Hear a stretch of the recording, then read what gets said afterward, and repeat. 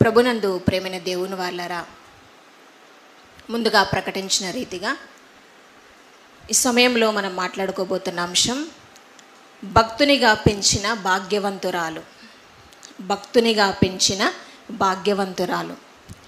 భాగ్యవంతులు అనగానే ఈ లోకంలో చాలామంది భాగ్యవంతులు అంటే ఎవరి గురించి మాట్లాడుకుంటారు?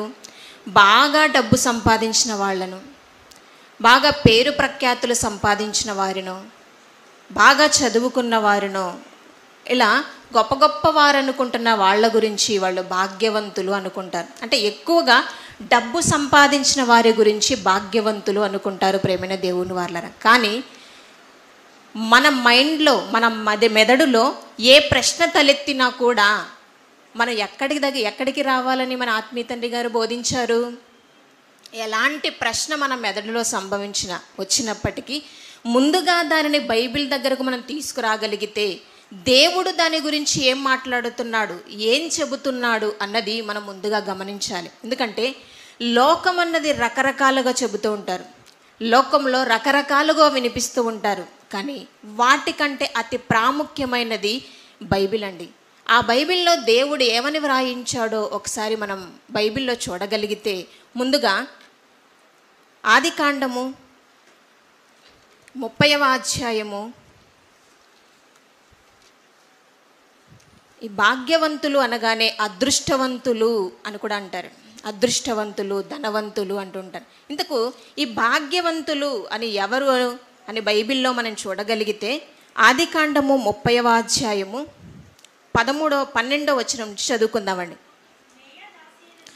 లేయా దాసి అయిన జిల్పా యాకోబునకు 2వ కుమారుణ్ణి కనగా, లేయా నేను భాగ్యవంతురాలను. ఏమంటుందండి లేయా గారు? నేను భాగ్యవంతురాలను. ఎందుకు భాగ్యవంతురాలనని తను చెప్పుకుంటుంది? తనకొక కుమారుడు పుట్టాడట. ఆ కుమారుని బట్టి ఏమంటుంది ఆవిడ?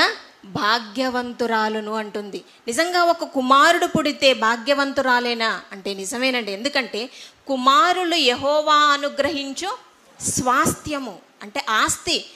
దేవుడు ఎవరూ ఇవ్వనటువంటి బహుమానాన్ని, ఆస్తిని, సంపదను దేవుడు మాత్రమే ప్రసాదించగలిగినటువంటి ఆస్తి ప్రియమైనటువంటి దేవుని పిల్లలారా, గర్భఫలం అన్నది దేవుడు మాత్రమే ఇవ్వగలిగింది. అందుకే లేయా గారు ఏమంటున్నారు? నాకు గర్భఫలం పుట్టింది కాబట్టి ఇప్పుడు ఏమంటుంది ఆవిడ? నేను భాగ్యవంతురాలను, స్త్రీలు నన్ను భాగ్యవతి అందరు కదా. భాగ్యవతి, చాలామంది పేర్లు పెట్టుకుంటారండి భాగ్యవతి అని, సౌభాగ్యవతి అంటూ ఉంటారు. అంటే పేర్ల వరకు మాత్రమే వాళ్ళు పెట్టుకుంటారు. కానీ నిజమైనటువంటి భాగ్యవంతులు ఎవరు అంటే, ఒక కుమారుడు దేవుడు నాకు అనుగ్రహించాడు కాబట్టి నేను భాగ్యవంతురాలను అని చెబుతుందండి. మరొక సందర్భాన్ని మనం బైబిల్లో నుంచి చూద్దాం. రాజులు మొదటి గ్రంథం 10వ అధ్యాయము. ఇంకొక స్త్రీ ఎందుకు భాగ్యవంతులు అని చెబుతుందో మరొక మాటను చదువుకుందామండి. రాజులు మొదటి గ్రంథం 10వ అధ్యాయము 8వ వచనం చదువుకుందామండి. నీ జనులు భాగ్యవంతులు, నీ ముందర ఎల్లప్పుడూ నిలిచి నీ జ్ఞానవచనములను వినుచుండు నీ సేవకులు భాగ్యవంతులు అంటుందండి. అంటే షేబా దేశము నుంచి వచ్చినటువంటి ఒక రాణి ఏమని చెబుతుందండి? సొలొమోను దగ్గర పనిచేసేటటువంటి సేవకుల విషయం మాట్లాడుతూ ఏమంటుందంటే, నీ జనులు భాగ్యవంతులు. ఎందుకంటే నీ దగ్గర నిలుచుండి నీ నోట నుంచి వచ్చేటటువంటి జ్ఞానపు వచనాలను వినేటటువంటి నీ జనులు భాగ్యవంతులు. ఎందుకు? ఆమె ఒక దేశానికి రాణిగా ఉన్నా, రాణిగా పనిచేస్తున్నప్పటికీ కూడా, ఒక దేశాన్ని ఏలుతున్నప్పటికీ కూడా దేవుని యొక్క మాటలను, నీ నోటి నుంచి వచ్చేటటువంటి ఆ జ్ఞానపు వచనాలను వినేటటువంటి అవకాశం నా జీవితంలో లేదు. ఏదో ఒక రోజు వచ్చాను, నీ మాటలు వింటున్నాను, ఇక నేను వెళ్ళిపోవాల్సి వస్తుంది. కానీ ఎల్లప్పుడూ నీ దగ్గరే నిలబడి నీ నోటి నుంచి వచ్చే జ్ఞానపు వచనాలను వినేటటువంటి నీ జనులు లేదా నీ సేవకులు భాగ్యవంతులు అంటుంది ప్రేమైన దేవుని వారలారా. అంటే ఎవరు భాగ్యవంతులు? దేవుని యొక్క మాటలను వినేటటువంటి వారు భాగ్యవంతులు. నిజంగానండి, ఇక్కడ చేరి ఉన్న మీరందరూ కూడా భాగ్యవంతులా కాదా? భాగ్యవంతులమేనండి. ఎందుకంటే ఆత్మీయ తండ్రి గారి నోట నుంచి ఎన్నో మాటలను, ఎన్నో విలువైన సంగతులను మనం నేర్చుకోగలుగుతున్నాం. అసలు మన జీవితం ఏంటి, మన బ్రతుకేంటి, మనం ఎందుకు ఈ భూమి మీదకి వచ్చాం, ఎందుకు బ్రతకాలి, ఎందుకు ఈ లోకాన్ని విడిచిపెట్టి వెళ్ళిపోతున్నాము, మన జీవిత పరమార్థం ఏంటని మనకు తెలియచెప్పాడు చూడండి. ఆయన నోట నుంచి వచ్చే ప్రతి మాటలను విని మన జీవితాలను బలపరుచుకుంటూ, మార్చుకుంటూ దేవుడికి దగ్గరవుతున్నాం కదా. నిజంగా మనమంతా కూడా ఎవరు ఇప్పుడు భాగ్యవంతులం అండి. అదే చెప్తుంది ఆవిడ, నీ జనులు భాగ్యవంతులు అని మాట్లాడుతుంది. ఇంకా ఎవరు భాగ్యవంతులు? ఇంకొక మాట చదువుకుందామండి. హెబ్రీయులకు రాసిన పత్రిక 11వ అధ్యాయము, హెబ్రీయులకు రాసిన పత్రిక 11వ అధ్యాయము 24వ వచనం చదువుకుందామండి. మోషే పెద్దవాడైనప్పుడు విశ్వాసమును బట్టి ఐగుప్తు ధనము కంటే క్రీస్తు విషయమైన నింద గొప్ప భాగ్యమని ఎంచుకొని, మోషే గారు తన జీవితంలో ఏది భాగ్యం అనుకుంటున్నాడండి? క్రీస్తు విషయమైన నింద గొప్ప భాగ్యం అని అనుకున్నాడట. క్రీస్తు విషయం కొరకు నేను పడేటటువంటి పాటలు అంటే, అంతకు ముందే ఆ ఫరో రాజు ఏలుతున్నటువంటి ఐగుప్తు దేశానికి రాజుగా నియమిస్తామన్నా, నా కుమారునిగా ఒప్పుకో అని చెప్పినా కూడా ఆ రాజరికాన్ని వద్దు అనుకున్నాడు, ఐశ్వర్యాన్ని వద్దు అనుకున్నాడు. తనకున్నటువంటి ఆ సంపద అంతా కూడా కాలదన్నుకొని ఏమని కోరుకుంటున్నాడు? నీ క్రీస్తు విషయమైన నింద గొప్ప భాగ్యం అనుకున్నాడు. ఆ క్రీస్తు కొరకు నేను అనేక పాటలు పడాలి అనుకున్నాడు. ప్రేమైన దేవుని వాళ్ళంటే ఏది గొప్ప భాగ్యమో మన జీవితంలో ఆలోచించాలండి. చాలామంది అనుకుంటారు మంచి మంచి ఉద్యోగాలు సంపాదించడం గొప్ప విషయం అనుకుంటారు. ఇంకా ఎన్నో గొప్ప గొప్ప రాజులుగా బ్రతకాలని, గొప్ప గొప్ప సంపదలన్నీ కూడా, ఎక్కువ బంగారం వేసుకోవాలని కొంతమందికి ఆశ ఉంటుందండి. రకరకాలవి ధరించుకోవాలని ఆశ కొంతమందికి ఉంటుంది. అంటే లోకములో ఏది భాగ్యవంతమైనది, ఏది భాగ్యవతి విషయం, భాగ్యవంతురాలు ఎవరు భాగ్యవంతులు అన్నది ఈ లోకానికి అర్థం కావట్లేదు ప్రేమైన దేవుని వాళ్ళ. కానీ దేవుడు ఎంత చక్కగా వ్రాయించాడో మరొక మాటను చదువుకుందాం. పక్కనే యాకోబు రాసిన పత్రిక, యాకోబు రాసిన పత్రిక 2వ అధ్యాయము 5వ వచనం చదువుకుందామండి. నా ప్రియ సహోదరులారా ఆలకించుడి, ఈ లోక విషయములో దరిద్రులైన వారిని విశ్వాసమందు భాగ్యవంతులుగాను, తన్ను ప్రేమించు వారికి తాను వాగ్దానము చేసిన రాజ్యమునకు వారసులుగాను ఉండుటకు దేవుడు ఏర్పరచుకొనలేదా? ఇంకా ఎవరిని భాగ్యవంతులు అంటున్నాడండి దేవుడు? ఈ లోక విషయములో దరిద్రులైన వారిని విశ్వాసమందు భాగ్యవంతులట. అంటే క్రీస్తునందు మనం విశ్వాసం కలిగిన వారమైతే, దేవుని యందు భయభక్తులు కలిగి చెడుతనాన్ని విసర్జిస్తూ ఈ లోకంలో మనం దరిద్రులుగా ఉన్న, దేవుడి దృష్టిలో మనం ఎలా ఉన్నామట? విశ్వాస విషయములో మనము భాగ్యవంతులుగా. అంటే లోకం దృష్టిలో మనం చీప్గానే కనిపించవచ్చు. వీళ్ళేంటి ఎప్పుడూ దేవుడని వెళ్ళిపోతారు, పని లేదు పాట లేదని మన గురించి నీచంగా మాట్లాడుకున్నా, మన గురించి చెడ్డగా మాట్లాడుకున్నా, దేవుడు మాత్రం మనం ఎలా చూస్తున్నాడండి?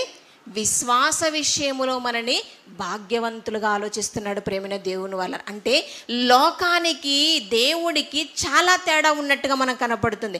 లోకము ఒక విషయములో భాగ్యవంతులు అనుకుంటే, దేవుడు మాత్రం మరొక విషయములో భాగ్యవంతులుగా గుర్తిస్తున్నారు. నిజంగానండి ఈరోజు దేవుడు గర్భఫలాలను ప్రతి మనిషికి దయచేస్తున్నాడు. ఈ భూమి మీద గర్భఫలాలను దయచేస్తుంటే, దేవుడిచ్చినటువంటి ఆ పిల్లలను, ఆ గర్భఫలాలను దేవుడు అనుగ్రహిస్తే ఆ గర్భఫలాలను దేవుని కొరకు మనం పెంచగలుగుతున్నామా?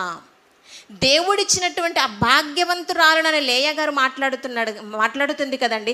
ఆ భాగ్యవంతులు ఆ రాలిగా మనం మారగలిగినప్పుడు నిజంగా దేవుడిచ్చినటువంటి ఆ బహుమానాలను మరలా చక్కగా దేవుని కోసం మనం పెంచగలుగుతున్నామా లేదా అన్నది మనల్ని మనం ప్రశ్నించుకోవాలి ప్రేమైన దేవుని వల్ల. ఎందుకంటే చాలామంది మాట్లాడుతూ ఉంటారండి, ఏముందండి ఏం ప్రయోజనం అండి, 4 కుమారులున్నా కూడా అవసాన దశలో వాళ్ళెవరిని కూడా పట్టించుకునే దిక్కు లేక అనాథాశ్రమంలో పడి చేస్తున్నారు అని మాట్లాడుతుంటారు. అంటే ఏం ప్రయోజనం? 4 కుమారులున్నా కుమార్తెలున్నా ఏం ప్రయోజనము అంటే వాళ్ళ పరిస్థితి ఏంటి? వాళ్ళు భాగ్యవంతులుగా లేరు ప్రేమైన దేవుని వాళ్ళు. ఎందుకు? వాళ్ళ కుమారులు లేదా వాళ్ళ పిల్లలను సరిగా దేవుళ్ళో వారు పెంచలేకపోయారు. అంటే పిల్లలు ఎప్పుడైతే చక్కగా దేవుళ్ళో పెరుగుతారో లేదా వాళ్ళను ముసలి వయసులో వాళ్ళని చూసుకోగలిగినప్పుడే వాళ్ళని భాగ్యవంతులను లోకం కూడా మాట్లాడుతుంది. కానీ దేవుడు ప్రతి పిల్లలను పుట్టిస్తున్నప్పుడు ఎలా పుట్టించాడట? యథార్థవంతులుగా పుట్టించను. ప్రసంగి గ్రంథంలో మనకు కనపడుతుంది కదండి. ప్రసంగి గ్రంథం 7వ అధ్యాయము 29వ వచనం చదువుకుందామండి. ప్రసంగి గ్రంథం 7వ అధ్యాయము 29వ వచనం చదువుకుందాం. దేవుడు నరులను యథార్థవంతులనుగా పుట్టించను. అంటే పుట్టిస్తున్నటువంటి ప్రతి బిడ్డను కూడా దేవుడు యథార్థవంతులుగా పుట్టిస్తున్నాడు. యథార్థవంతులుగా దేవుడు గర్భఫలాలను మనకు దయచేస్తుంటే ఆ గర్భఫలాన్ని మరలా దేవుని కొరకు చక్కగా మనం పెంచగలుగుతున్నామా? దేవుని కొరకు తీర్చిదిద్దగలుగుతున్నామా? దేవుని గురించి ఆలోచించే వారిగా వారిని తయారు చేయగలుగుతున్నామా లేదన్నది ఈరోజు మనల్ని మనం పరీక్షించుకోవాల్సినటువంటి అతి ప్రాముఖ్యమైన విషయం అండి. ఎందుకంటే ఈరోజు సమాజం అన్నది ఎంత భయంకరంగా చెడిపోయిందో మన కళ్ళకు కట్టినట్టుగా మనకు కనబడుతుంది. రీసెంట్గా 3వ తరగతి చదువుతున్నటువంటి బాలికను 3 బాలురు ఆమె మీద అఘాయిత్యాన్ని చేశారట ప్రేమన దేవుని వల్ల. అంత చిన్న వయసులో వాళ్ళకు అలాంటి క్రూరత్వం, అఘాయిత్యం చేసి ఆ బిడ్డను చంపేశారండి. ఇలాంటి భయంకరమైనటువంటి క్రూరత్వం ఈ మనుషుల్లో ఎలా వస్తుంది? ఈ చిన్న పిల్లల్లో ఎలా వస్తుంది? దీనికి కారణాలు సినిమాలు, అశ్లీల చిత్రాలు, యూట్యూబ్లు ఇవన్నీ కారణం అంటున్నారు కదా. మరి మీరేం చెబుతారు అని దాంట్లో న్యూస్లో ఇచ్చాడు ప్రేమణ దేవుని వల్ల.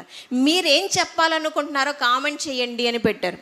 అంటే మనం ఏం ఒకవేళ నిజంగానండి చిన్ననాటి నుంచే బాలునికి కూడా నడవలసిన త్రోవను వానికి నేర్పాలి, దేవుని గురించినటువంటి జ్ఞానాన్ని ప్రారంభం నుంచే బాలుడుగా ఉన్నప్పటి నుంచి నేర్పించాలి అని ఒకవేళ మనం చెబితే ఆ విషయాన్ని ఈ లోకం పాటిస్తుందంటారా చెప్పండి?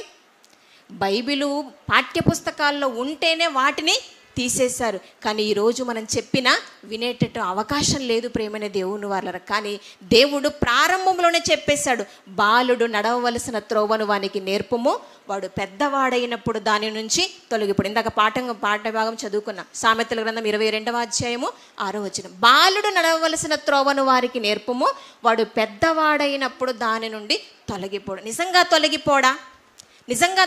అంటే దేవుని మాట ఎంత వాస్తవం అంటేనండి, నిజంగా మన కళ్ళకు కట్టినట్టుగా బైబిల్లో ఎన్నో విషయాలు రాయబడి ఉన్నాయి. కానీ బైబిల్ను మనం నమ్మం, కానీ లోకములో అన్ని విషయాలు నమ్ముతుంటామండి.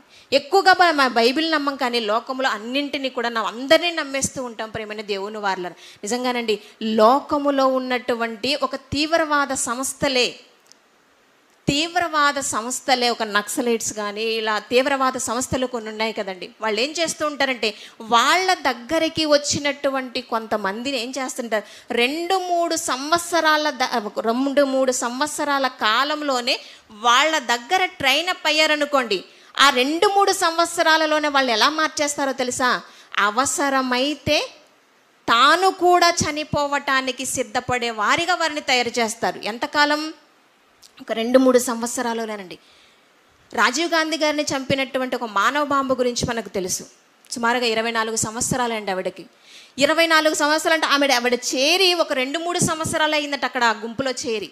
అంటే ఒక 2-3 సంవత్సరాలకే వాళ్ళు ఒక వ్యక్తిని తాను చనిపోవాలి, అవతల వ్యక్తిని చంపేయాలి, అవసరమైతే ఆ సమయంలో తను కూడా చనిపోవాలి అన్నంతగా వాళ్ళు తీర్చిదిద్దగలిగినప్పుడు, నిజంగా దేవుడు గర్భఫలాన్ని మన చేతిలో పెట్టినప్పుడు మనం దేవుని కొరకు వారిని పెంచలేమా చెప్పండి ప్రేమైన దేవుని వాళ్ళ. ఇది మనం ఆలోచించాల్సినటువంటి ముఖ్య విషయం. 2-3 సంవత్సరాలలోనే దేవుని కోసం వాళ్ళను బ్రతకనివ్వకుండా అవసరమైతే వాళ్ళను చంపటానికి సిద్ధపరుస్తున్నప్పుడు దేవుని కొరకు అనేక మందిని దేవునిలోనికి నడిపించటానికి లేదా ఈ లోకాన్ని కూడా సర్వోన్నతుడైన దేవుని పాదాల చెంతకు నడిపించటానికి మనకిచ్చినటువంటి గర్భఫలాలను మనము దేవుని కొరకు పెంచలేమా అన్నది ఈరోజు మనం ప్రశ్నించుకోవాలి. నిజంగానండి ఒక తల్లి బాధపడుతుంది. ఏంటో తెలుసా? గైనకాలజిస్ట్ అండి. ఆవిడ బాధపడుతూ ఏడుస్తూ ఒక ఇంటర్వ్యూ ఇచ్చింది. ఏంటో తెలుసా?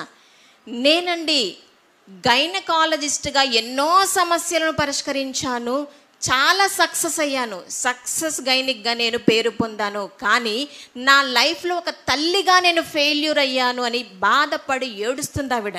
ఎందుకు ఏడుస్తుందో తెలుసా? నా కుమార్తె తను చదువుల్లో ఫెయిల్ అయినందుకు, 10th క్లాస్ ఫెయిల్ అయినందుకు సూసైడ్ చేసుకొని చనిపోయిందట. నిజంగా ఆ బిడ్డను నేను పెంచలేకపోయాను. చదివే నీకు ధ్యేయము అని నేను, అది చదివే ముఖ్యం కాదు అని చెప్పలేకపోయాను. ఒక తల్లిగా నేను ఫెయిల్ అయ్యానని బాధపడుతుంది ప్రేమైన దేవుని వాళ్ళారా. అంటే ప్రతి విషయంలో కూడా పిల్లల విషయంలో ఈరోజు ఫెయిల్ అవుతున్నారండి తల్లిదండ్రులు. అటు దేవుని కోసం పెంచలేకపోతున్నారు, దేవుని కొరకు ఆలోచించేవారుగా పెంచలేకపోతున్నారు. చాలామంది తల్లిదండ్రులు మాట్లాడుతూ ఉంటారు, ఏంటో తెలుసా, మేము ఎంత చెప్పినారండి కూర్చోరండి, ఒకవేళ దేవుని సన్నిధిలోకి మేము బలవంతంగా తీసుకొచ్చినా అక్కడ అల్లరి చేస్తుంటారండి, మాట్లాడుతూ ఉంటారండి, సరిగా మోకాళ్ళు లేజరు, ప్రార్థన చేసుకోరు, వాక్యం చదవరు అని బాధపడుతూ ఉంటారు. అసలు దీనికి కారణం ఏంటి అన్నది మనం ఆలోచించాలి. మన పిల్లలు బైబిల్ చదవకపోవడానికి గల కారణం ఏంటి? మన పిల్లలు ప్రార్థించకపోవడానికి గల కారణం ఏంటి? దేవుని సన్నిధిలో భయభక్తులు కలిగి జీవించకపోవటానికి అసలు సిసలైనటువంటి కారణం ఏంటి అన్నది మనం ఆలోచించాలి. ఎక్కడ మనం ఫెయిల్యూర్ అవుతున్నాం, ఎక్కడ పొరపాటు జరుగుతుంది, ఏది సమస్య అన్నది మనం ఆలోచించాలండి. ఎందుకంటే దేవుడు మనకు అప్పగించాడు. ఎలా అప్పగించాడు? యథార్థవంతులుగా, పరిశుద్ధులుగా మనకు అప్పగించాడు. అలా అప్పగించినటువంటి మన దేవునికి మరలా అప్పగించేటప్పుడు ఎలా ఉండాలి? పరిశుద్ధులుగానే, యథార్థవంతులుగానే ఉండాలి. మీకు ఒక ఉదాహరణ చెప్తానండి. ఏదైనా ఒక కొత్తది గుడ్డ ముక్క కొనుక్కున్నాం అనుకోండి, ఒక క్లాత్ కొనుక్కొని దాన్ని కుట్టించుకోవటానికి షాప్కి వెళ్ళి, టైలర్ షాప్కి వెళ్ళి ఇచ్చామనుకోండి. ఇచ్చిన తర్వాత మనకంటూ కొన్ని కొలతలు ఉంటే ఆ కొలతల ప్రకారంగా మనము ఇచ్చి దీన్ని చక్కగా మనకు సరిపోయేటట్టుగా కుట్టమని చెప్తాం. ఇచ్చిన తర్వాత వాళ్ళు సరిగా కుట్టకుండా, ఒకవేళ కుట్టినా కూడా మొత్తం బురద చేసి మనకి ఇచ్చారనుకుని మనం వెళ్ళినప్పుడు తీసుకోవడానికి ఏమంటారు? అప్పుడు ఏం పర్లేదులేండి నేను ఉతికేసుకుంటానంటారా? అక్కడ చిన్న మరకబడినా మనం చాలా బాధపడిపోతాం. ఆ టైంలో మనం ఏమైనా మాట్లాడతామో తెలుసా? అలా మొహాన కొట్టేసి, ఇది నువ్వే ఉంచుకో, నాకు మరలా కొత్త తీసుకొచ్చి చక్కగా కుట్టేసి అంటుంటాం ప్రేమైన దేవుని వాళ్ళ. మరి దేవుడు యథార్థవంతులుగా పిల్లలను పుట్టిస్తుంటే, మనకు అప్పగిస్తుంటే, మురికి పట్టిన వారిగా, చెడ్డవారిగా, భయంకరమైనటువంటి చెడిపోయిన వారిగా మరలా ఆయన చేతికి అందిస్తే ఆయన ఎలా స్వీకరిస్తారో చెప్పండి? ఎలా ఆయన తీసుకుంటాడు చెప్పండి ప్రేమైన దేవుని వారలారా. ఇంతకు మనం చేస్తున్నటువంటి పొరపాటు ఏంటి? పిల్లల విషయంలో నిజంగా మనం దేవుని కొరకు పెంచలేమా? అసలు నిజంగా దేవుడు ఒక మాట చెప్పాడు అంటే అది వాస్తవం కదా. ఏంటది? బాలుడు నడవలసిన త్రోవను వానికి నేర్పుము, వాడు పెద్దవాడైనప్పుడు దాని నుండి తొలగిపోడు అన్నాడు. అంటే తొలగిపోడు అని చెబుతున్నాడు దేవుడు, అంటే తొలగిపోరు. మరి మన పిల్లలు తొలగిపోతున్నారంటే ప్రాబ్లం ఎక్కడుంది? మనం నేర్పించలేకపోతున్నాం, సరి అయినటువంటి మార్గాన్ని వాళ్లకు ఉపదేశించలేకపోతున్నాము. కానీ నిజంగానండి, భక్తునిగా తన కుమారుని పెంచినటువంటి ఒక భాగ్యవంతురాలు మనకు బైబిల్లో కనపడుతుంది ప్రేమైన దేవుని వాళ్ళ. భక్తునిగా పెంచిందండి. బాలుడు నడవలసిన త్రోవను వానికి నేర్పించింది. పెద్దవాడైనప్పటికీ కూడా దాని నుంచి తొలగిపోలేదండి ఆయన. అంత చక్కగా పెంచింది. నిజంగానండి, ఆవిడెవరో మనం తెలుసుకోవాలి కదా. ఆవిడ ఎలా పెంచిందో తెలిస్తే మనం కూడా పెంచడానికి అవకాశం ఉంటుంది. కనుక ఆవిడ ఎవరు, ఎలా పెంచింది, ఎలా అతను పెరిగాడు, ఎలా దేవుడి కోసం పనిచేశాడు అనే విషయాలను కొన్నింటిని మనము ఆలోచిద్దాం ప్రేమైన దేవుని వాళ్ళ. సమూయేలు మొదటి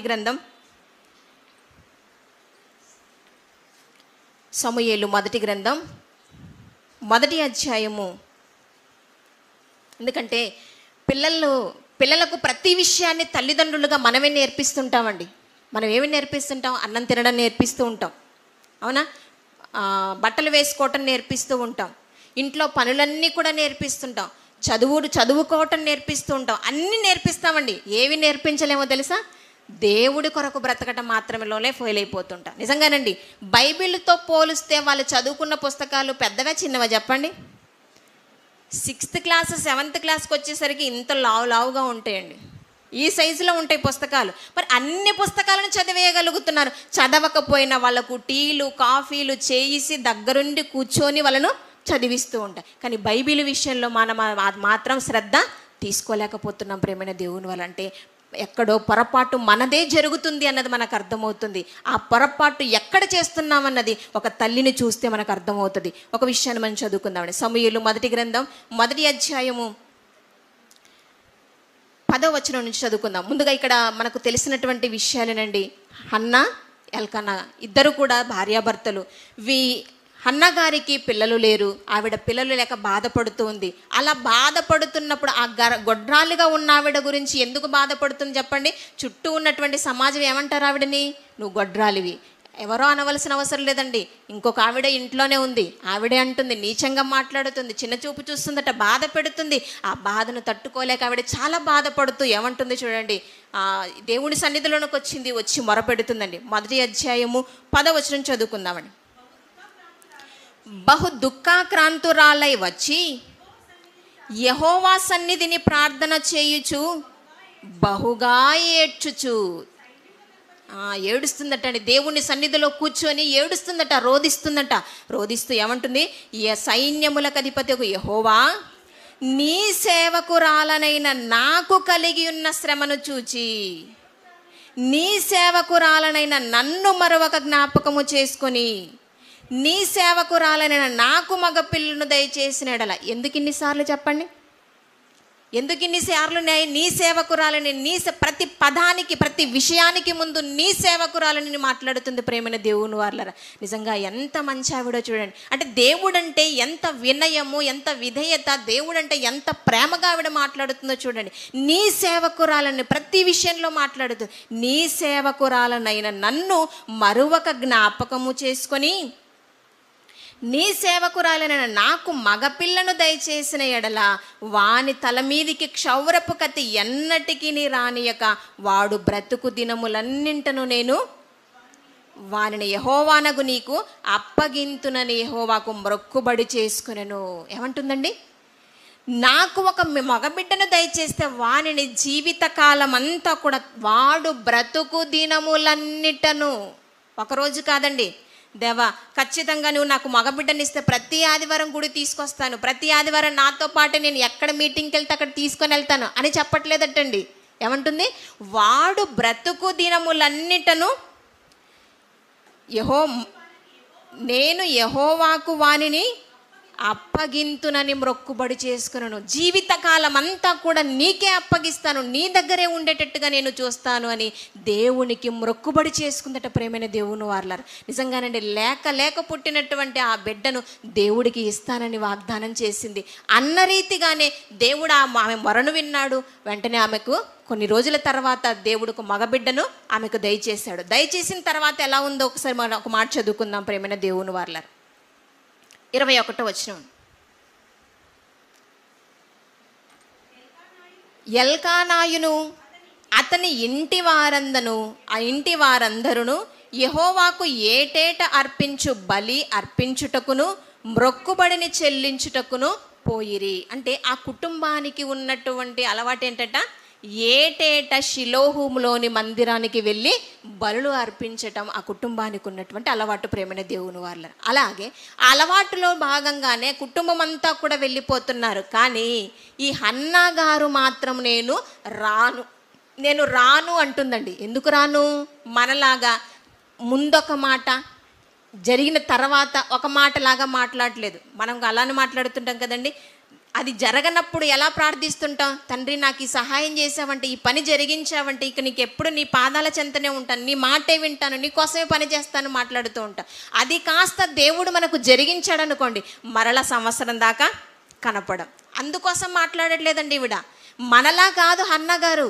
ఎందుకోసమో కింద రాయబడింది చూడండి, 22వ వచనం. అయితే హన్నా, బిడ్డ పాలు విడుచు వరకు నేను రాను, వాడు యెహోవా సన్నిధిని అగుపడి తిరిగి రాక అక్కడనే ఉండునట్లుగా నేను వాడిని తీసుకొని వత్తునని తన పెనిమిటితో చెప్పి వెళ్ళక ఉండెను. చూడండి ప్రేమని దేవుని వాళ్ళ, నేను ఒకవేళ ఈ బిడ్డను నేను తీసుకొని వచ్చాను అంటే వచ్చిన తర్వాత మరలా ఆ బిడ్డ తిరిగి నా వెంబడి రాకూడదు. ఎందుకు? దేవునికి నేను మొక్కుబడి చేసుకున్నాను, దేవుడికి నేను మాటిచ్చాను. ఏమని? వాడు బ్రతుకు దినములన్నిటను నీకు ప్రతిష్ఠితుడని దేవుడికి వాగ్దానం చేశాను కాబట్టి నేను ఇక్కడ నుంచి ఒక్కసారి షిలోహు మందిరానికి తీసుకొని వచ్చానా, మరల చనిపోయేంత వరకు సమూయేలు తిరిగి ఇంట అడుగు పెట్టడానికి వీల్లేదు. కాబట్టి నేను అలా తయారు చేస్తాను, అంతవరకు ఆ మందిరానికి నేను రాను అంటుంది ప్రేమైన దేవుని వారల. నిజంగానండి, ఎంత మంచి తల్లి ఒక్కసారి ఆలోచించండి. ఎంత గొప్ప నిర్ణయాన్ని ఆ తల్లి తీసుకుందో ఒకసారి ఆలోచించండి. మరి అంత చక్కగా ఆ బిడ్డను పెంచటానికి ఎంత కాలం ఆవిడ తీసుకుంది, ఎంత కాలం టైం తీసుకుంది అని మనం ఆలోచించగలిగితే 23వ వచనం కూడా చదువుకుందాం. కాబట్టి ఆమె పెనిమిటి అయిన ఎల్కానా, నీ దృష్టికి ఏది మంచిదో అది చేయుము, నీవు వానికి పాలు మాన్పించు వరకు నిలిచియుండుము, యెహోవా తన వాక్యమును స్థిరపరచునుగాక అని ఆమెతో అనెను. కాగా ఆమె అక్కడనే ఉండి తన కుమారునికి పాలు మాన్పించు వరకు అతనిని పెంచుచుండెను. ఏం చేస్తుందట అండి ఆవిడ? పాలు మాన్పించు వరకు అతనిని పెంచుచుండెను. ఏమని పెంచుతుంది? మామూలుగా పెంచటం అంటే మనమేమనుకుంటాం చెప్పండి? పాలిచ్చి పెంచుతూ ఉంటాం. కాస్తంత ఒక 6 నెలలు 7 నెలలు వచ్చేసరికి సెరలాకు, బిస్కెట్స్, అరటిపళ్ళు ఇలా రకరకాలుగా ఇచ్చి మనం పెంచుతాం. పెంచటం అంటే మనం ఇది అనుకుంటాం, మంచి బట్టలు కొనివ్వటం, ఆ తర్వాత ఇంకాస్త పెద్దగా అయ్యాక మంచి స్కూల్లో జాయిన్ చేయటం, మంచి చదువు చెప్పించటం, ఇది పెంచటం అనుకుంటాం. ప్రేమైన దేవుని వాళ్ళకు కావలసినవన్నీ అవసరతలు తీర్చటం మనం మంచిగా పెంచటం అనుకుంటాం. కానీ ఈవిడ ఎలా పెంచిందో తెలుసా? పాలు మాన్పించు వరకు అతన్ని పెంచుచుందట. ఎలా పెంచిందో 24వ వచనం నుంచి చదువుకుందామండి. పాలు మాన్పించిన తర్వాత అతడు ఇంకా చిన్నవాడై ఉండగా, పాలు మాన్పించిన తర్వాత అంటే పాలు మానేశాడు, పాలు తాగటం మానేశాడు. అంటే సుమారుగా ఎంతకాలం వయసు ఉంటుంది? ఈ కాలం అయితే 1.5 ఇయర్ అంతే. కానీ ఈ కాలం చాలా ముందటి కాలం కాబట్టి ఆ కాలంలో ఎంత ఉండొచ్చు? సుమారుగా 5-6 సంవత్సరాలు అంతే కదండి. మీకు ఇష్టమైతే 7 కూడా అనుకోండి, తప్పేమీ లేదు. అంటే సుమారుగా ఒక 6-7 సంవత్సరాలు. అంటే 6-7 సంవత్సరాలకు పాలు మాన్పించిన తర్వాత అంటే ఆవిడ బిడ్డకు ట్రైనింగ్ ఇచ్చినటువంటి కాలం ఎంత అంటే ఒక 6 లేదా 7 సంవత్సరాలు. ఆ 6-7 సంవత్సరాల కాలం తర్వాత పాలు మాన్పించిన తర్వాత అతడు ఇంకనూ చిన్నవాడై ఉండగా ఆమె ఆ బాలుని ఎత్తుకొని అంటే ఎంత వయసు ఉంటుంది ఇప్పుడు మనం అర్థం చేసుకోవచ్చు. మనం అర్థం చేసుకోవటంలో 10 ఏళ్ల వరకు అనుకుంటానికి వీల్లేదు. ఎందుకంటే 10 ఏళ్ల బిడ్డను మోసేంత శక్తి స్త్రీలకు ఉంటుందండి? ఉండదు. ఈ రోజుల్లో అయితే సంవత్సరం పిల్లోనే ఎత్తుకోరు, అవునా కదా? అప్పటి కాలం కొంచెం బలమైన తిండి ఉంది కాబట్టి ఏమైనా ఎత్తుకునే వాళ్ళేమో ఒక 6-7 సంవత్సరాల వరకు కూడా.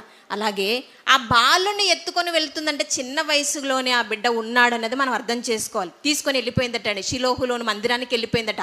వెళ్ళిపోయి ఏమంటుందో చూడండి, 26వ వచనం చదువుకుందామండి.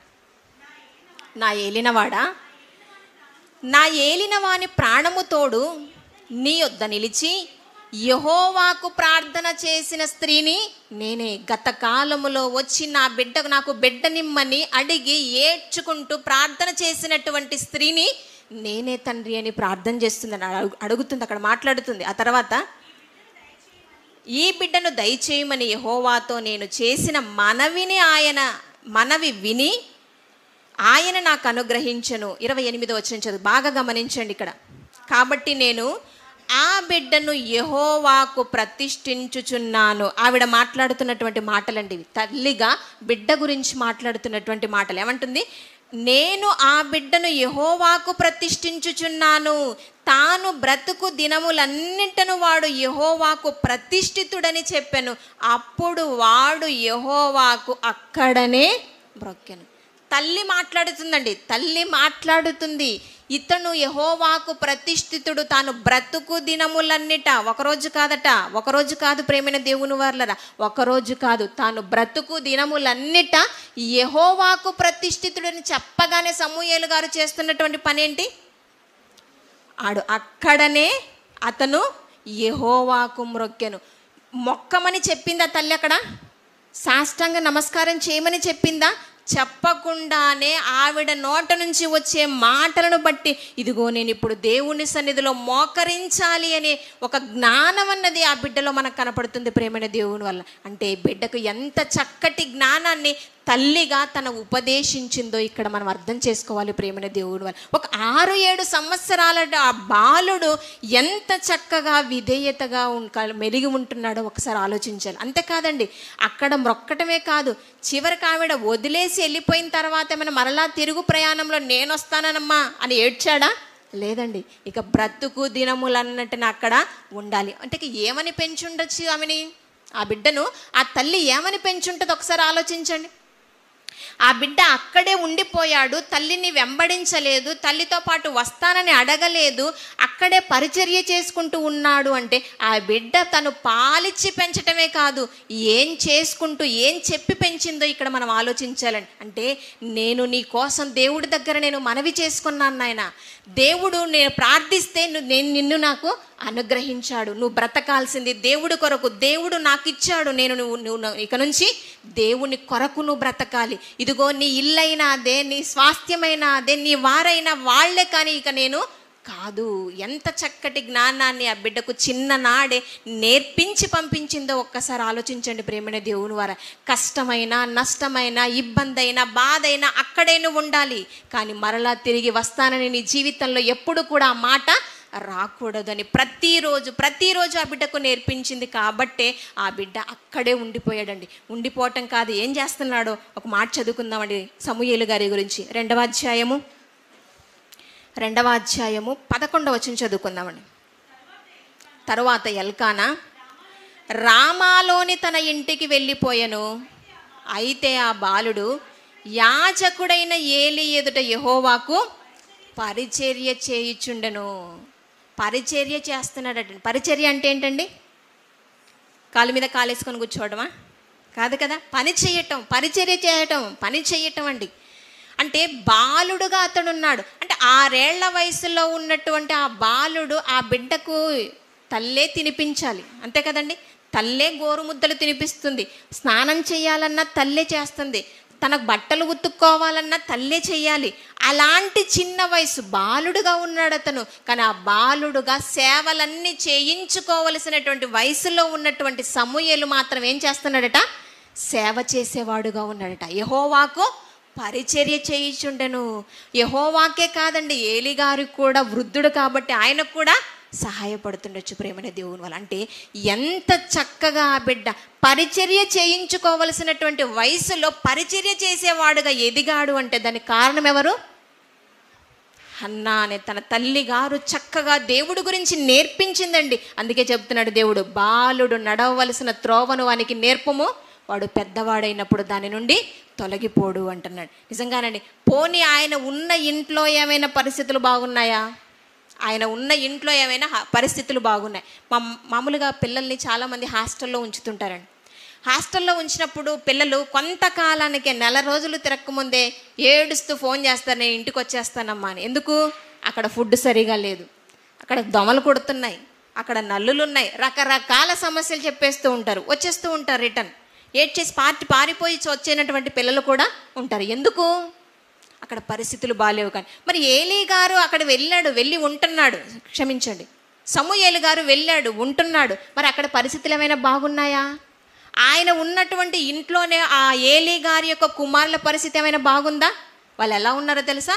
దుర్మార్గులుగా ఉన్నారట. చదువుకుందామని ఆ మాట కూడా. 2వ అధ్యాయము 15వ వచనం చదువుకుందామండి. ఇదియుగాక వారు క్రొవ్వును దహింపక మునుపు యాజకుని పనివాడు వచ్చి బలి పశువును వధించు వానితో, యాజకునికి వండించుటకై మాంసమిమ్ము, ఉడకబెట్టిన మాంసము అతడు నీ యొద్ద తీసుకొనడు, పచ్చి మాంసమే కావలను అని చెప్పుచూ వచ్చెను. 17వ వచనం కూడా చదువుకుందాం. అందువలన జనులు యెహోవాకు నైవేద్యము చేయుట యందు అసహ్యపడుటకు ఆ యవనులు కారణమైరి. అంటే దేవునికి అర్పిస్తున్నటువంటి ఆ బలులలో ఆయనకు అర్పించక ముందే వాళ్ళకు కావాలని బలవంతం చేస్తున్నారట. అక్కడ వస్తున్నటువంటి స్త్రీల విషయంపై అసభ్యంగా ప్రవర్తిస్తున్నారట ప్రేమని దేవుని వాళ్ళ. అంటే వాళ్ళ జీవితంలో దుర్మార్గంగా ప్రవర్తిస్తున్నారు అన్నది ఏలీ కుమారుల విషయంలో మనకు అర్థమవుతుంది. మరి అలాంటి పిల్లలను చూస్తున్నటువంటి సమూయేలు గారు ఏమైనా ఇక్కడ మాత్రం నేను ఉండకూడదు, ఇక్కడ ఎందుకు ఉండాలి, చక్కగా మా అమ్మగారి దగ్గరికి నేను వెళ్ళిపోదాం, మా నాన్నగారి దగ్గర నేను ఉందాం అనుకున్నాడా? లేదండి. ఆ పరిస్థితులన్నింటినీ చూస్తున్నా కూడా ఏం చేస్తున్నాడో చూడండి. కింద 18వ వచనం, బాలుడైన సమూయేలు నారతో నేయబడిన ఏఫోదును ధరించుకొని యెహోవాకు పరిచర్య చేయుచుండెను. అవన్నీ చూస్తున్న పరిస్థితులన్నీ గమనిస్తూ ఉన్నా కూడా ఏం చేస్తున్నాడటైనా? నారతో నేయబడిన ఏఫోదును ధరించుకొని పరిచర్య చేయుచుండెను. నిజంగా ఒక డ్రెస్ విషయంలో కూడా ఎలాంటి నియమ నిబంధనలు ఆ బిడ్డకు తన తల్లి నేర్పించిందో ఒకసారి ఆలోచించండి. డ్రెస్సింగ్ విషయంలో కూడా ఎంత ఆ బాధ్యతగా ప్రవర్తించాలని నేర్పించిందో ఒకసారి ఆలోచించండి. ఈరోజు మన పిల్లలకు మనం ఎలాంటి డ్రెస్సులు వేస్తున్నాం? ఏ కొత్త మోడర్న్ డ్రెస్ వచ్చిందంటే మా పిల్లకు మనం అలా కొనిపించాలని ఏమంటుంటారంటే చిన్న పిల్లలే కదండి, ఏమవుతుందిలేండి, చిన్న వయసే కదా, ఈ వయసులో వేయకపోతే ఇంకే వయసులో వేస్తామని మాట్లాడుతూ ఉంటారండి చాలామంది. ఇలా కొనిచ్చామని మాట్లాడుతుంటే. కానీ ఈ సమూయేలు గారు మాత్రం ఎలా ఉన్నారట? నారతో నేయబడిన ఏఫోదును ధరించుకొని యెహోవాకు పరిచర్య చేయుచున్నాడు. అలా ఈయన గురించి చదువుకుంటూ వెళ్ళిపోతానండి. ఎక్కడ చూసినా కూడా యెహోవా దయందును మనుషుల దయందును ఆయన పెరుగుతూ వచ్చాడట. ఎక్కడ కూడా ఏ తప్పు చేయకుండా తన జీవితంలో తన చుట్టూ ఉన్నటువంటి సమాజంలో ఎంతమంది తప్పు చేస్తున్నా అది కళ్ళారా చూస్తూ ఉన్నప్పటికీ కూడా తన జీవితంలో తప్పు చేయటానికి ముందడుగు వేయలేదు. ఎందుకు? బాలుడు నడవవలసిన త్రోవను వానికి నేర్పుము, వాడు పెద్దవాడైనప్పుడు దాని నుండి తొలగిపోడు అనే విషయాన్ని ఆవిడ నమ్మింది. ఆ బాలుడైన సమూయేలు గారికి నేర్పించింది. అలాగే సమూయేలు గారు బ్రతికారు. మనం పెద్దయ్యాక చాలామంది అంటుంటారండి, వీడు చిన్నప్పుడు బాగానే ఉన్నాడండి, ఈ మధ్య ఇలా తయారయ్యాడండి అని మాట్లాడుతూ ఉంటారు. చిన్నప్పుడు చక్కగా ప్రార్థన చేసేవాడండి, ఇప్పుడెందో ఫ్రెండ్స్ అంటూ వెళ్ళిపోతున్నాడు, ఇలా తయారైపోయాడు అని మాట్లాడుతూ ఉంటారు. మరి సమూయేలు గారు ఏమైనా పెద్దవాడైనాక చెడ్డవాడుగా మారిపోయాడా? చూద్దాం ఆ మాట కూడా. సమూయేలు మొదటి గ్రంథం 12వ అధ్యాయము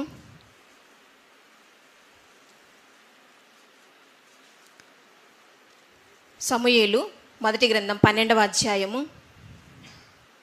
2వ వచనం చదువుకుందాం. రాజు మీ కార్యమును జరిగించెను, నేను తలనెరసిన ముసలివాడను, నా కుమారులు మీ మధ్య ఉన్నారు. బాల్యము నాటి నుండి సమూయేలు గారు మాట్లాడుతున్నారండి ఈ మాటను. ఏమంటున్నాడు? బాల్యము నాట నుండి నేటి వరకు మీ మధ్య నేను ఉన్నాను, నేను మీ మధ్యను కార్యములను జరిగించుచు వచ్చి తిని. బాల్యము నుంచి ఉన్నాడు కదా, చిన్ననాటి నుంచే మీ మధ్య ఉంటున్నాను, మీ దగ్గరే పడుకుంటున్నాను, మీ మధ్య సేవ చేస్తున్నాను, నన్ను అంతటిని కూడా గమనిస్తూ ఉన్నారు కదా. అలాంటి నేను ఏ ఒక్క రోజైనా నేను ఎవరి నొద్దనైనను ఒక ఎద్దును తీసుకుంటున్నా, ఎవని గార్ధబమునైనను పట్టుకొంటినా, ఎవనికైనా అన్యాయము చేసి తినా, ఎవనినైనా బాధ పెట్టి తినా, న్యాయము నాకు అగపడకుండా ఎవని యొద్దనైనా లంచము పుచ్చుకొనిటినా, అలాగు చేసిన ఎడల యెహోవా సన్నిధిని ఆయన అభిషేకము చేయించిన వాని ఎదుటను వాడు నా మీద సాక్ష్యము పలకవలెను, అప్పుడు నేను మీ ఎదుట దానిని మరలా ఇత్తుననెను. సవాల్ చేస్తున్నాడని. ఏ రోజైనా నేను మీ ఎదుటే ఉన్నాను కదా, చిన్ననాటి నుంచి ఇదిగో ముసలోని ఇప్పటి వరకు కూడా ఇంకా మీ మధ్య ఉన్నాను కదా, ఏ ఒక్క రోజైనా ఏ తప్పుడు మాట అయినా మాట్లాడానా, ఏ ఒక్క వస్తువునైనా మీతో అన్యాయంగా తీసుకున్నానా, ఏదైనా అన్యాయంగా చేశానా మీతో అని మాట్లాడుతున్నాడు. అప్పుడు జనులంతా ఏమన్నారో తెలుసా? ఇశ్రాయేల్ అంతా ఏమన్నారో తెలుసా? చదువుకుందాం ఆ మాట కూడా. 5వ వచనం అండి, 4వ వచనం చదువుకున్నాం. నీవు మాకు ఏ అన్యాయమైనను ఏ బాధ అయినను చేయలేదు, ఏ మనిషిని యొద్ద గాని నీవు దేనినైనను తీసుకొనలేదని వారు చెప్పగా. చూడండి ఎంత మంచి సాక్ష్యం అండి. మామూలులో ఇశ్రాయేలులు చెప్పండి, ఇశ్రాయేలులు మామూలులో చెప్పండి, అవకాశం దొరికితే నింద మోపేటటువంటి క్యారెక్టర్ అండి వాళ్ళది. కానీ సమూయేలు గారి విషయంలో మాత్రం నువ్వు ఏ తప్పు చేయలేదు అంటున్నారు అంటే సమూయేలు గారి జీవితం ఎంత బాగుగా ఆయన బ్రతికుంటాడో ఒక్కసారి ఆలోచించండి ప్రేమైన దేవుని వారలారా. నిజంగానండి సమూయేలు గారి జీవితం అండి చాలా అద్భుతం అండి. ఎంత అద్భుతమో ఒక సందర్భాన్ని ఆయన జీవితంలో మనం చూస్తే ఆశ్చర్యం అనిపిస్తుందండి. చిన్నవాడుగా ఉన్న వయసులోనే ఎంత చక్కగా ఎదిగాడంటే దేవుడే అతనితో మాట్లాడేంత ఎత్తుకు ఎదిగాడండి. దేవుడే అతనితో మాట్లాడాలి అనుకునేంత ఎత్తుకు ఎదిగాడు ప్రేమైన దేవుని వల్ల. అంతగా నచ్చేశాడండి దేవునికి అతను, అంతగా నచ్చేశాడు. ఎంతగా అంటే దేవుడే ఒక మాట మాట్లాడతాడండి. ఆ సందర్భంలో ఒక మాట చదువుకుందాం. 3వ అధ్యాయంలో ఉంటుంది ఆ మాట. సమూయేలు అప్పటికే ఏలీ గారు ఉన్నారు, దైవజనుడైన ఏలీ గారు ఉన్నారు. ఏలీ గారితో మాట్లాడాలి అనుకోవట్లేదండి దేవుడు. కానీ అక్కడ పరిచర్య చేస్తున్నటువంటి బాలుడైన సమూయేలు గారితో దేవుడు మాట్లాడాలి అనుకుంటున్నాడంటే ఎంతగా నచ్చి ఉంటాడో చెప్పండి, ఆలోచించండి మీరు. ఎంతగా బాలుడుగా ఉన్న ఆయన నచ్చుంటే దేవుడు మాట్లాడాలనుకుంటాడు. అంతేకాకుండా ఒక మంచి పదం అక్కడ ప్రయోగింపబడుతుంది. ఆ మాట మనం చదువుకుందామండి. 3వ అధ్యాయము 3వ వచనం నుంచి చదువుకుందాం. దీపము ఆరిపోక మునుపు సమూయేలు దేవుని మందసమున్న యెహోవా మందిరములో పండుకొని ఉండగాను యెహోవా సమూయేలును పిలిచెను. ఒక రాత్రి పడుకున్నారట. ఏలీ గారు పడుకున్నారు, అలాగే సమూయేలు గారు కూడా పడుకున్నారు. ఇద్దరు పడుకున్న తర్వాత సమూయేలు అని ఒక మాట వినపడిందండి. పిలిచినట్టుగా ఒక వాయిస్ వినపడింది. వెంటనే ఏం చేశాడు? మామూలుగా ఏ వయసులో ఉన్నాడు అతను? చిన్నవాడుగా ఉన్నాడు, బాలుడుగా ఉన్నాడు. ఆ వయసులో ఒక శబ్దము రాత్రిపూట పడుకున్నాక వినబడింది.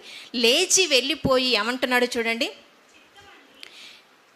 అతడు చిత్తమండి నేనున్నానని చెప్పి ఏలీ గారి దగ్గరికి వెళ్ళిపోయాడండి డైరెక్ట్గా. సమూయేలు లేచి ఏలీ గారి దగ్గరికి వెళ్ళిపోయి, చిత్తమండి నేనున్నాను, మీ పిల్లల్లో ఎవరినైనా 10 ఏళ్ళు 15 ఏళ్ల వయసులో కూడా బాగా నిద్ర పట్టిన తర్వాత లేపి చూడండి, డాడీ గారు నేనున్నానండి చెప్పండి అంటారండి? అంటారా? కానీ సమూయేలు గారు ఎలా మాట్లాడుతున్నారు చూడండి. చిత్తమండి నేనున్నానండి. ఎంత పొలైట్ లాంగ్వేజ్ చూడండి, ఒకసారి ఆలోచించండి. ఎంత విధేయత అన్నది అతని జీవితంలో కనపడుతుంది చూడండి. అంటే పెద్దలంటే గౌరవించేటట్టు ఒక తత్వం అన్నది తల్లిగా ఆవిడ నేర్పించిందండి. చిత్తమండి నేనున్నానని అనగానే ఏలీ గారు ఏమన్నారు? ఏమైనా సమాధానం చెప్పారా? చెప్పకుండా ఏమంటున్నారు చూడండి. ఏలీ దగ్గరకు పోయి, నీవు నన్ను పిలిచితివి కదా, నేను వచ్చి తినన్నను. అతడు నేను పిలవలేదు, పోయి పండుకో. ఏమన్నాడంటే ఏలీ గారు, నేను పిలవలేదు, పోయి పండుకోమన్నాడు. సైలెంట్గా వెళ్ళిపోయాడు. మరలా పడుకున్నాడు. మరలా సమూయేలు అనే ఒక వాయిస్ వినపడింది. మరలా వచ్చాడు. మరలా వచ్చి, ముసలోడేంటి ఇప్పుడే పిలవలేదన్నాడు కదా, మరలా పిలుస్తున్నాడేంటి అని గునుక్కుంటూ వెళ్ళలేదండి. అలా వెళ్ళకుండా మరలా ఏమంటున్నాడు చూడండి. 6వ వచనం అండి. యెహోవా మరలా సమూయేలును పిలవగా సమూయేలు లేచి ఏలీ యొద్దకు పోయి, చిత్తము నీవు నన్ను పిలిచితివి గనుక వచ్చి తినను. మరలా చిత్తము నీవు నన్ను పిలిచితివి గనుక నేను వచ్చి తినను. ఏంటి ఇందాక వస్తే పిలవలేదన్నావు కదా, మరలా ఎందుకు పిలుస్తున్నావు అని మాట్లాడలేదు ప్రేమైన దేవుని వారలారా. చక్కగా మరలా 2వసారి కూడా చిత్తము ఇదిగో నేను వచ్చి ఉన్నాను. మరలా నేను పిలవలేదు, మరలా పోయి పడుకోమన్నాడు. 3వసారి కూడా మరలా వినబడిందండి అదే సౌండ్. మరలా సమూయేలు గాడని. నిజంగా ఈ టైంలో ఆ పిల్లలకి ఏమనండి, మామూలుగా మన పిల్లలకైతే ఏమనుకుంటారు చెప్పండి, ఎలా బిహేవ్ చేస్తారు చెప్పండి. కానీ ఏలీ గారు మాత్రము, సమూయేలు గారు మాత్రం చక్కగా వెళ్ళి 3వసారి కూడా ఏమంటున్నాడు? 3వ మారు 8వ వచనం చదువుకుంటున్నామండి. యెహోవా 3వ మారు సమూయేలును పిలవగా అతడు లేచి ఏలీ దగ్గరకు పోయి, చిత్తము నీవు నన్ను పిలిచితివే, ఇదిగో వచ్చి తిననగా ఏలీ యెహోవా ఆ బాలుని పిలిచినని గ్రహించి 3 సార్లు కూడా అదే మాట, అదే విధేయత కలిగినటువంటి జీవితం మన సమూయేలు గారిలో చూస్తున్నాం ప్రేమైన దేవుని వల్ల. ఆ తర్వాత అప్పుడు అర్థమైందండి ఏలీ గారికి. వెంటనే ఈసారి కనుక అదే సౌండ్ నీకు వినబడితే నువ్వేం చేయాలి? చిత్తము నేనున్నాను, నేను వింటున్నాను, నీ దాసు నేను వింటున్నానని చెప్పు అని చెప్పగానే వెళ్ళి 3వసారి పడుకున్నాడండి. పడుకోగానే మరలా దేవుడు పిలుస్తున్నాడు. ఏమని పిలుస్తున్నాడు? ఈ సందర్భంలో ఒక మాట చదువుకున్నాడు. 10వ వచనం చదువుకుందాం. తరువాత యెహోవా ప్రత్యక్షమై నిలిచి ఆ రీతిగా సమూయేలు సమూయేలు ఈ విషయంలో జాన్సన్ అనే గారు నాకు గుర్తొచ్చారండి. ఒక సందర్భంలో మనకు ఒకసారి ఒక మాట చెప్పారండి. యాకోబు, గుర్తొచ్చిందా మీకు? యాకోబు అంటున్నాడంటే యాకోబును దేవుడు ఎంతగా ప్రేమించాడు అనే మాట నాకు గుర్తొచ్చిందని ఈ మాట చదువుకున్నప్పుడు. ఇక్కడ దేవుడు సమూయేలు గారిని కూడా, సమూయేలు ముందు మాటల్లో మనం ఎక్కడ చదువుకున్నా కూడా సమూయేలు సమూయేలు అని ఉంటుంది. ఇక్కడికి వచ్చేసరికి దీర్ఘం మనకు కనపడుతుందండి. సమూయేలు సమూయేలు అని పిలుస్తున్నాడండి దేవుడు. అంటే దేవుడు సమూయేలు గారిని ఎంత ప్రేమించాడో ఒక్కసారి ఆలోచించండి ప్రేమైన దేవుని వారలారా. ఇంకా ఏమంటున్నాడో చూద్దాం అక్కడ అదే సందర్భంలో. 11వ వచనము మధ్య భాగం నుంచి చదువుకుందామండి. ఇశ్రాయేలీయులలో నేను ఒక కార్యము 3వ అధ్యాయము 11వ వచనం మధ్య భాగం నుంచి చదువుతున్నానండి. ఇశ్రాయేలీయులలో నేను ఒక కార్యము చేయబోచున్నాను, దానిని వినువారందరి చెవులు గింగురుమనును. ఏమంటున్నాడండి? నేను ఒక కార్యము చేయబోతున్నాను, దాన్ని నేను సమూయేలు గారికి చెప్పాలనుకుంటున్నాను అంటున్నాడు. ఇశ్రాయేలీలలో నేను చేయబోవు కార్యాన్ని దేవుడు సమూయేలు గారితో చెప్పాలనుకుంటున్నాడు. ఈ సందర్భంలో మనకు ఒక వ్యక్తి గుర్తు రావాలండి. తాను చేయబోవు కార్యాన్ని ఒక వ్యక్తికి తెలియజేస్తాడు. ఎవరైనా? అబ్రహాము గారు. నేను చెప్పకుండా దాచేదనా అంటున్నాడు. మరి విశ్వాసులకు తండ్రి అయినటువంటి అబ్రహాము గారితో మాట్లాడాలని దేవుడు ఆశించాడు. ఆ రోజు చెప్పాలి అనుకున్నాడు. అలాగే సమూయేలు గారితో కూడా దేవుడు చెప్పాలనుకుంటున్నాడు ప్రేమైన దేవుని వల్ల. అంటే బాలుడుగా ఉన్న నాటి నుంచే దేవునికి ఎంత ప్రియమైన వాడుగా సమూయేలు బ్రతికారో మనం అర్థం చేసుకోవాలి. దానికి కారణం ఏంటో తెలుసా? తల్లి పెంచినటువంటి విధానమే ప్రేమైన దేవుని వల్ల. తల్లిగారు పెంచినటువంటి విధానమే. అంటే తల్లిదండ్రులుగా చిన్ననాటి నుంచి మనం ఏ విధంగా అయితే పెంచుతామో అలాగే పిల్లలు తయారవుతారు.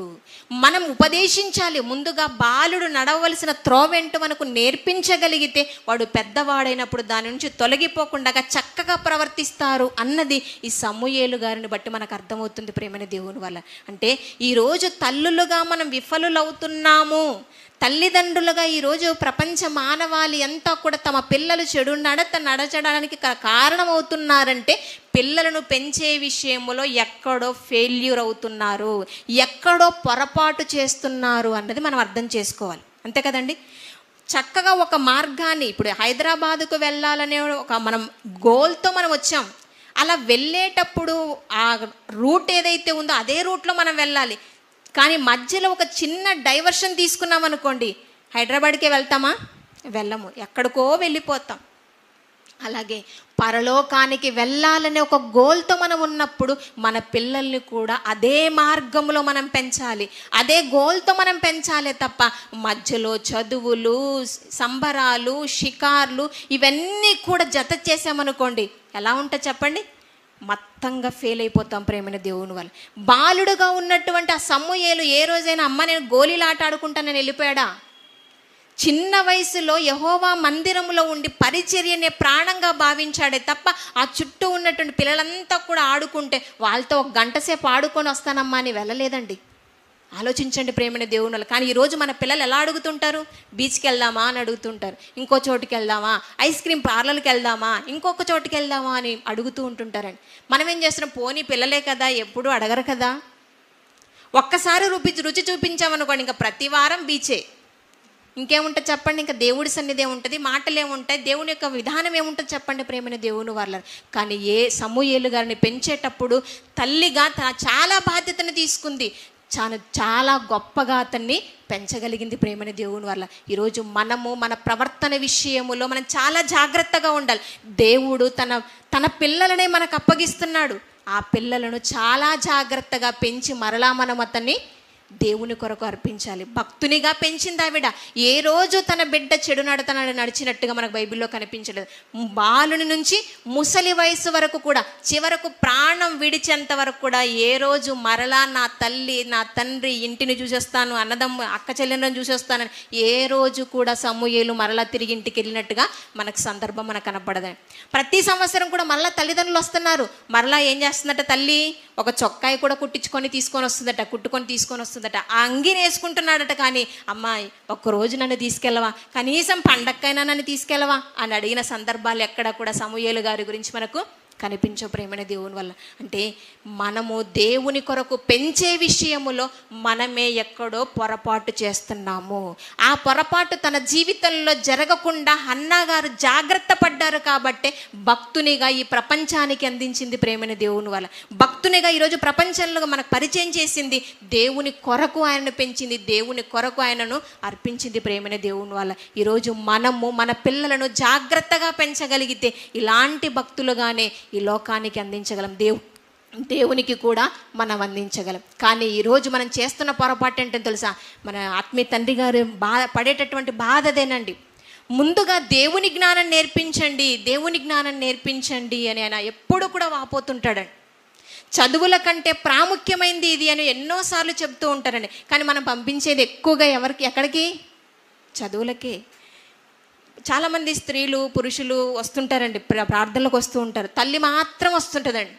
కొంతమంది తండ్రి మాత్రమే వస్తుంటాడు. ఎక్కడ కూడికలు జరిగిన ఆదివారం మాత్రం వస్తుంటారు. మిగతా మధ్య కార్యక్రమంలో స్త్రీలు మాత్రం వస్తుంటారు. వస్తే భర్త మాత్రం వస్తుంటాడు. వీళ్ళిద్దరు కలిసి వస్తారు కానీ పిల్లలు మాత్రం తీసుకొని రారు. ఎందుకు? వాళ్ళకి ఎగ్జామ్స్ ఉన్నాయటండి, స్లిప్ టెస్ట్లు ఉన్నాయటండి, ఇంకా ఏదో రకరకాల కారణాలు చెప్తూ ఉంటారండి. అంటే నిజంగా దేవునికి సంబంధించిన వాక్యానికి సంబంధించినటువంటి పరీక్షలు రాయకపోతే ఏమంటారు? కొన్ని పరీక్షలకు సిద్ధపడండి అంటారా? ఆ పరీక్షలు రాయండి, దేవుని యొక్క వాక్యాన్ని నేర్చుకొని బైబిల్ను తర్ఫీదు కండి అని ఏ తల్లి తండ్రి చెప్పట్లేదండి. ఏం పర్లేదు, ఈరోజు కాకపోయినా వచ్చే సంవత్సరం పర్వాలేదండి, ఏప్రిల్లో ఫెయిల్ అయినా ఆ తర్వాత జూనో జూలైయో ఉంటుంది, ఏం పర్లేదు కుమారుడా అంటారండి. అక్కడ మాత్రం ఒక్క మార్కు కూడా తక్కువ రాకూడదు, చక్కగా చదువుకోమని బాధపడుతూ ఉంటారు ప్రేమని దేవుని వల్ల. అంటే ప్రతి తల్లి తండ్రి దైవ జ్ఞానాన్ని పిల్లలకు నేర్పించట్లేదు కానీ లోక సంబంధమైనటువంటి జ్ఞానాన్ని వారికి నేర్పిస్తున్నారు. అంటే మనం ఎక్కడో డైవర్ట్ చేస్తున్నాం పిల్లల్ని, మనమే మన జీవితంలో డైవర్ట్ చేస్తున్నామండి పిల్లల్ని. దేవుని జ్ఞానాన్ని అభ్యసింపచేసి ప్రతిరోజు దేవునిలో పెంచవలసినటువంటి మనము లోక విద్యను అనేది మనము జోడించి వాటి వైపే దృష్టి సారిస్తున్నామే తప్ప దేవుని యొక్క జ్ఞానం విషయంలో మాత్రం మనము లోటు చేస్తున్నాం, మనమే పొరపాటు చేస్తున్నాం ప్రేమని దేవుని వాళ్ళ. అలాంటి పొరపాటు చెయ్యకుండా మన జీవితంలో మనం జాగ్రత్త పడగలిగితే ఒక భక్తుని మనము ఈ లోకానికి అందించిన వారం అవుతాం, దేవుని చేతులకు అప్పగించిన వారం అవుతాం. ఇన్ని మాటలు విన్నా కూడా మనకు డౌట్ ఉంటుందండి, ఏంటి నిజంగా పెంచగలమా? చాలామంది అంటుంటారండి, ఏమోనండి ఉంది సమూయేలు గారి గురించి ఉంది, చాలామంది సత్యమూర్తి గారి గురించి చదువుకుంటా చక్కగా ఆయన ఉన్నాడు, ఎంతోమంది యెఫ్తా కుమార్తె గారు ఉన్నారు, చాలామంది ఉన్నారు, కానీ మనం పెంచగలమా అనే ప్రశ్న ఒకటి మనకు తలెత్తుతుందండి. కానీ లోకములో ఉన్నటువంటి అసలు బైబిలే తెలియనటువంటి ఒక స్త్రీ 8 నెలల తన పాపను ఎంత చక్కగా పెంచిందో చూస్తే నోటి మీద వేలేసుకోక తప్పదండి. మనకు తెలియదండి, గర్భ సంస్కారం అనే ఒక పదం మనకు తెలీదా? తెలుసు. ఆ విషయం మనకు బైబిల్లోనే మనకు కనపడుతుంది. మన ఆత్మీయ తండ్రి గారు కూడా చాలా సందర్భాల్లో ఈ విషయాన్ని మనకు చెప్పారు. 8 నెలల బిడ్డను ఎంత చక్కగా తన పెంచిందో, ఎలా తీర్చిదిద్దిందో ఒక వీడియోని మనం చూద్దామండి. ఒక 2-3 నిమిషాలు ముగించుకుందాం. 8 నెలల తన బిడ్డను ఎంత చక్కగా తను పెంచిందో ఒక మాట చూద్దామండి. బేబీ లెడ్ వీనింగ్ అని చేస్తున్నాను అనమాట. నార్మల్ గా బేబీస్ కి మదర్స్ ఫీడ్ చేస్తారు కదా, ట్రెడిషనల్ వీనింగ్ అది. నేనేంటి బేబీ బేబీ తినడానికి కోసం నేను ఇది తీసుకున్నాను. తనంతకు తనే తింటది. 8 months బేబీ అంటే నీట్ గా కాదు, తినేది వాట్ ఎవర్ ఇట్ ఈస్. అసలు తినడం అనేది 8 months లో స్టార్ట్ చేయటం ఇంపాసిబుల్. తనే తింటది. దోస ఇడ్లీ పూరి ఏది పెట్టినా తను తినేస్తుంది. అక్కడ టేబుల్ పైన పెట్టేస్తే తనే తీసుకొని తింటుంది. ఎలా నేర్పించారు? అంటే అలాంటి ఆలోచన అసలు మీకు ఎందుకు వచ్చింది? తన యాక్టివ్ గా ఉండటం చూసి వచ్చిందా, లేకుంటే అసలు ఎట్లా మీకు? నార్మల్ గా నేనేంటంటే చిన్నప్పటి నుంచి నేను కొంచెం మెరిట్ స్టూడెంట్ నే. బట్ నాకు ఎప్పుడు ఒక కోరిక ఉండేది, నేను రికార్డ్స్ లో రావాలి, కొంచెం నేను ఏదైనా అచీవ్ చేయాలి అని. ఇలా తీర్చుకున్నారా? బట్ అది నా వల్ల అవ్వలేదు అనమాట. కొంచెం సిచ్యుయేషన్స్ ని బట్టి నేను కొంచెం జాబ్ అలా చేయాల్సి వచ్చింది. నేను ఎప్పుడైతే ప్రెగ్నెన్సీ అని తెలవగానే నేను కొంచెం బాగా ఎగ్జైట్ అయిపోయాను. నాకు పుట్టబోయే బేబీ అన్ని నేర్చేసుకోవాలి, అనేసి. సో గర్భ సంస్కారం అని చెప్పేసి ఇప్పుడు కొంచెం బాగా అందరికీ తెలుసు అనమాట గర్భ సంస్కారం అన్నది. అప్పుడు నేను దాని మీద కొంచెం basic research 1 level of research చేశాను. ఏంటి అసలు గర్భ సంస్కారం అనేది? అది మనం బేబీస్ అన్ని ప్రెగ్నెన్సీలో ఉన్నప్పుడు మనం ఏదైతే చెప్తామో బేబీస్ అవి నేర్చుకుంటారు అని చెప్పేసి ఒక నమ్మకం. అంటే దాని వల్ల అలా జరుగుతుంది, ఎందుకు ట్రై చేయకూడదు, ఒకసారి ట్రై చేద్దాం అనేసి నేను 5th మంత్ ఉన్నప్పటి నుంచి నేను పాజిటివ్ అన్ని చెప్పేదాన్ని అనమాట ప్రెగ్నెన్సీలో. ఇలా ఉండాలి, నువ్వు అలా బయటకు వచ్చాక బాగా నేర్చుకోవాలి, కొంచెం సైలెంట్ గా ఉండాలి, రెస్పెక్ట్ గా ఉండాలి, ఇలా పాజిటివ్ అఫర్మేషన్స్ అన్ని చెప్పేదాన్ని అనమాట.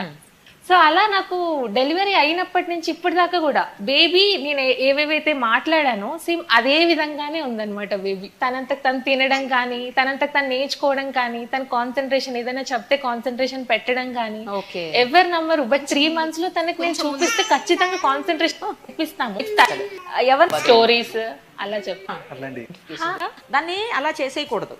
ఓకే, నెక్స్ట్ ఇంకోటి చెప్పు. ఇప్పుడు యానిమల్స్ చెప్దామా? Animals. Adya, rat. Which is rat?